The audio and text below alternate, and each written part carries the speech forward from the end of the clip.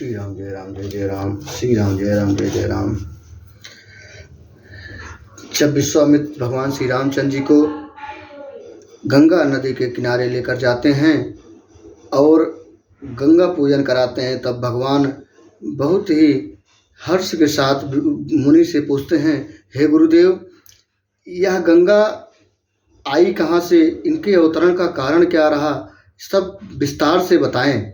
तब विश्वामित्र जी कहते हैं, हे राम, आपके कुल में, आपके पूर्व में, आपके पूर्वज एक राजा सगर हुआ करते थे, जो बहुत ही प्रतापी और धर्मात्मा राजा हुआ करते थे।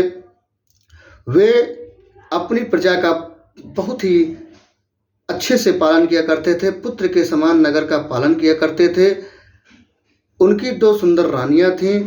राजा खुशी खुशी अपने नगर का सृजन करते थे, लेकिन राजा के मन में एक खेद हुआ करता था, एक दुख हुआ करता था कि राजा अपने चौथे पन में आ चुके थे और उनका कोई पुत्र नहीं था, उनके वंश को चलाने वाला कोई नहीं था, जिससे राजा बहुत दुखी थे और अपने मुनियों संग जो है चर्चा कर रहे थे। तभी उनके मुनि ने कहा कि आप भगवान का तप करिए, यज्ञ करिए, क्या पता कि परमात्मा आपको कोई पुण्य प्रताप दे, जिससे राजा अपनी पत्नी के साथ जो है वन में गए।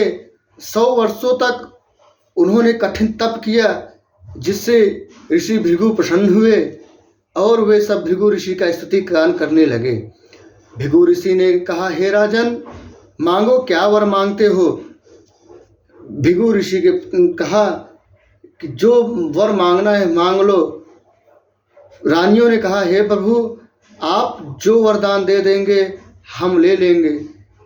मुनि ने कहा, ठीक है।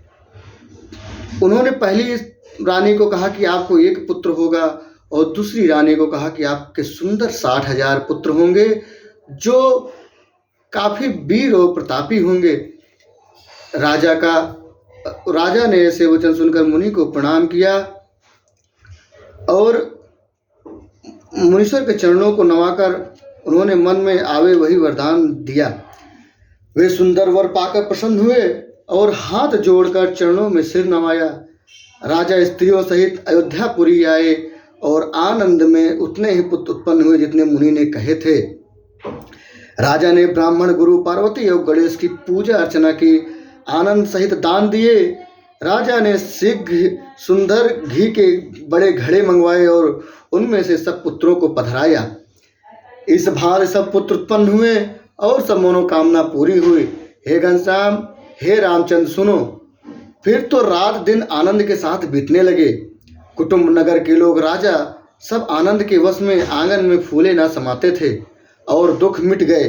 बाल लीला कुमार बड़े हुए और अगम संसार में चरित्र करने लगे। सब मन में सुंदर काम होने लगे। इसी सुख के में रहते रहते बहुत दिन बीत गए। सरयू नदी अयोध्यापुरी में उसकी उत्तर दिशा की ओर बहती और उसमें निर्मल जलधारा है। वहाँ प्रजा लोगों के बहुत से बालक नित्य उठकर स्नान करते थे। वहाँ असमंजस नौका ले आया और उन बालकों का हाथ पकड़कर उस पर चढ़ा पानी में डुबो दिया, जिससे प्रजा के पुत्र जल में डूबकर मर गए।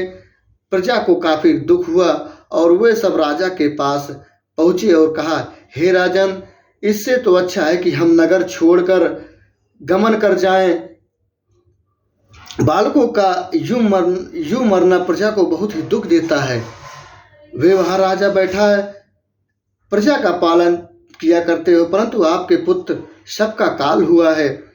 राजा ने प्रजा से ऐसी बातें सुनकर क्रोधित होकर राजा ने सभी पुत्रों को नगर से बाहर कर दिया और प्रजा सुखी और आनंद होकर वापस अपने अपने घर को चली गई। राजा अपने चौथे पन में आ गया था।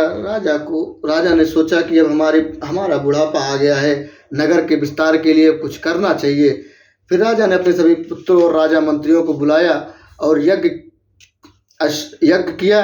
यज्ञ में इंद्र ने जब देखा कि राजा यज्ञ कर रहे हैं, उनके यज्ञ से जो है इंद्र भयभीत हुए और राजा के अश्व को चुरा कर ले जाकर कपिल मुनि के आश्रम में छुपा दिए।